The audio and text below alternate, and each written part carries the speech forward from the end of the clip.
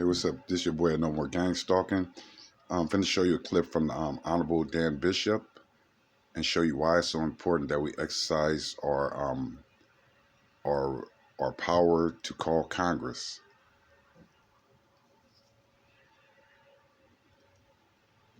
It's too late to do anything other than change. If we don't change, the country's not going to make it.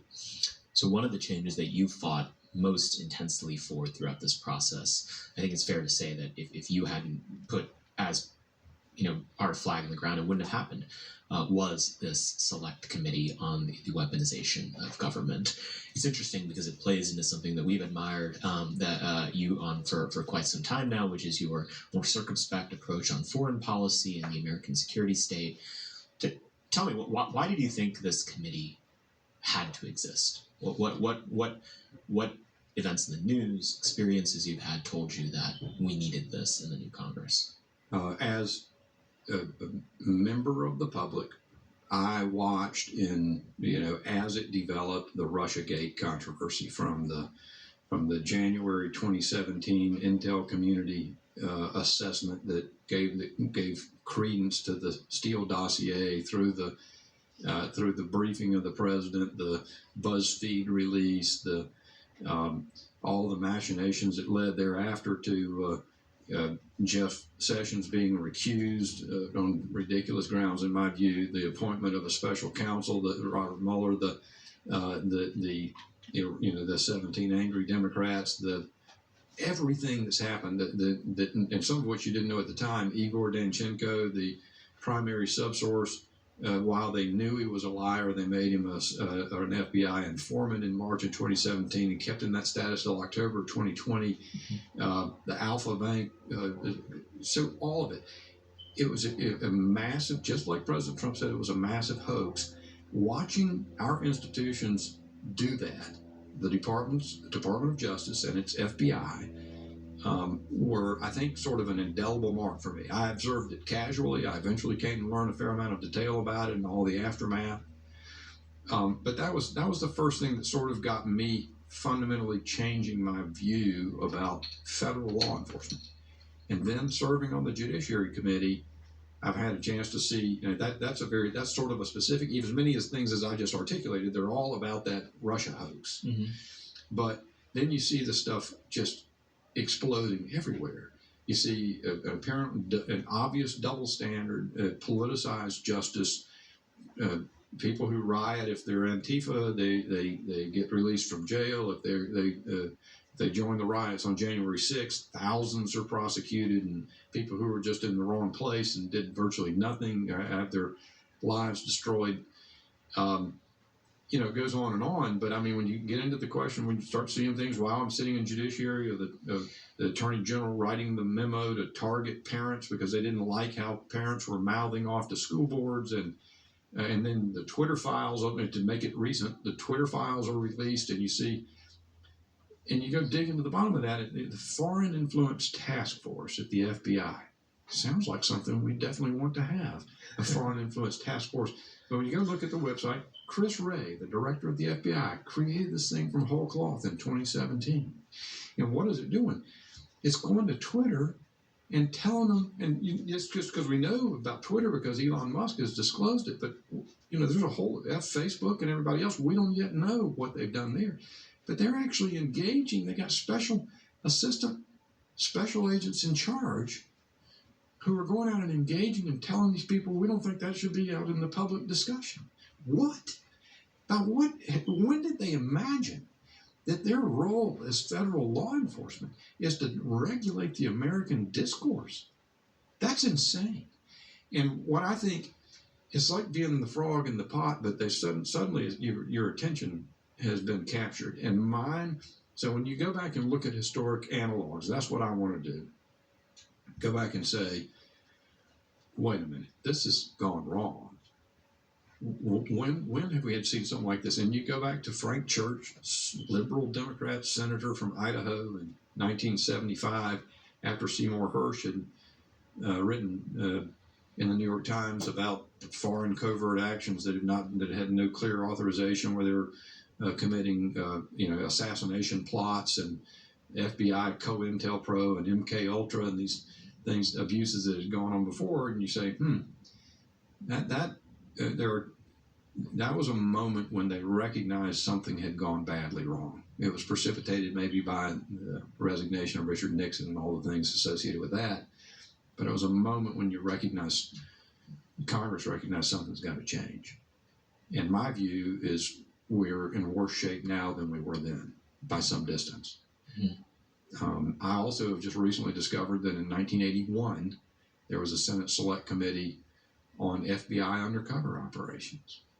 So another point, I mean, many of these things are undercover operations or confidential investigation, but the Whitmer kidnapping plot was another.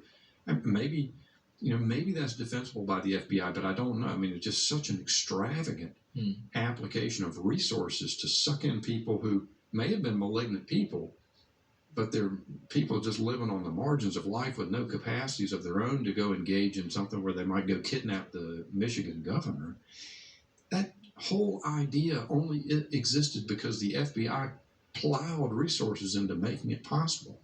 That is a specific type of use of an undercover operation that they recognized in 1981 was not what should happen. And liberal Republican Senator Charles Mathias of Maryland, who headed that select committee, proposed a bill in the next Congress to codify and modify the law of entrapment, coming exactly out of that sort of thing. So I'm always comforted to go back and look for an analog in the past where the United States Congress has recognized that there's a problem that needs to be tended to. And I think you need to get as informed about those prior attempts as possible.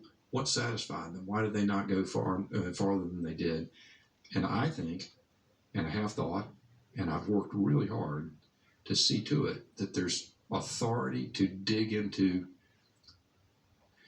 There's authority to set right the relationship between the United States Congress and the bureaucracy. The United States Congress makes laws.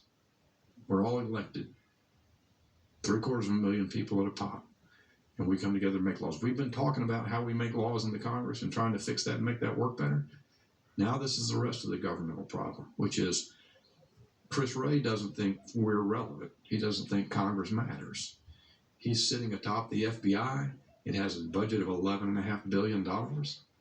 Just got another $500 million from our friends in the Senate, including 18 Republicans in that omnibus. And he believes that he can do anything he wants to, sort of a potentate. Well, I don't believe that's right. And I don't think he can listen. I don't think he should be collecting bulk data, or the NSA, they ought to be collecting bulk data on Americans. I don't think their contractors ought to be running unlimited searches without authorization on those databases about Americans. I don't think people ought to be targeted for going to mouth off to their school board. And I don't think the FBI needs to decide what we say in our society, in our public discourse. So Jim Jordan, I have a lot of trust in Jim Jordan. Thomas Massey and I are both on that committee. Some other great members are.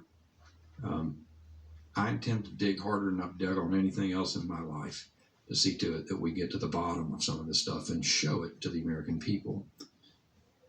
That doesn't end the story, because you've also got to reform it in a way that actually fixes something instead of makes it worse. That tends to be a problem with Congress as well. So we talked about this last time you were on the show.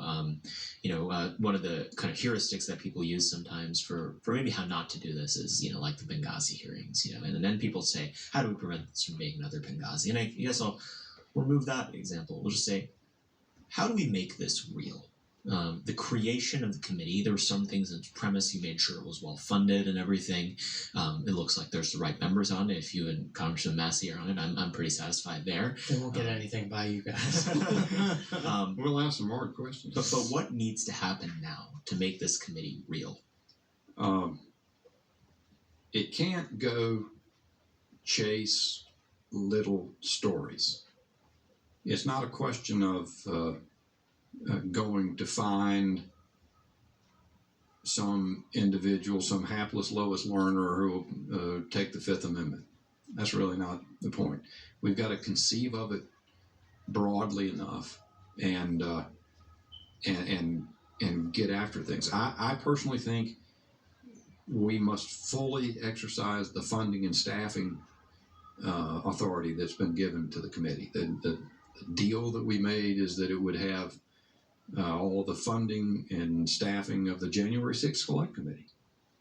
And what? Tell me about that order of magnitude. I don't know, except I think, in fact, I know that the church committee was funded with the equivalent of about $4.5 million in 1975. So if you inflation adjusted what they did then, it'd be about $4.5 million, and they hired 135 staff.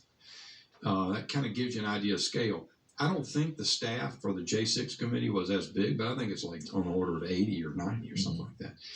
I imagine the money was much, much bigger. Yeah, look pretty well funded. The way they burn money. I don't want to burn money on a Hollywood producer to make something for TV. What I want to do, and we're going to have to struggle with the stonewall out of every administrative agency. Hasn't the DOJ already said as much? Certainly, absolutely. They've said, according to their precedent, they don't believe that they can provide anything concerning ongoing investigations. I asked about the Gretchen Whitmer kidnapping plot in a Judiciary Committee hearing last year, and was told that's an ongoing investigation. I can't comment. In other words, there are bridges to be crossed here. I've got in my mind for some later time when there's Republican control of both branches of Congress and the presidency, a means to fix this dance that goes on between Congress and the administration. And I think some people up here think, well, maybe sometime we'll have an administration, and we really don't want to make sure.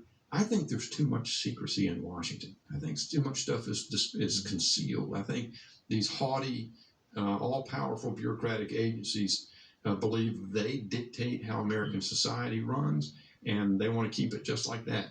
I believe we need to open it up. Yeah, they draw their prestige from it.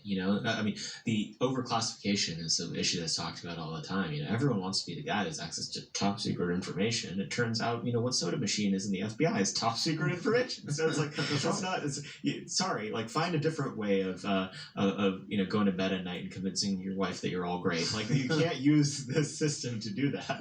Cloak and dagger. I think that's right. It gives people a sense of their importance, perhaps. But you can see, frankly, we'll see what happens with all the classification stuff. But, the Mike Pence, that story just came out today. He's found some classified documents home. Biden keeps finding them in the back of his Corvette or whatever. but I think that probably this is why it's so important that we stay on, stay on code, stay on point. Your boy had no more game stalking. Peace out.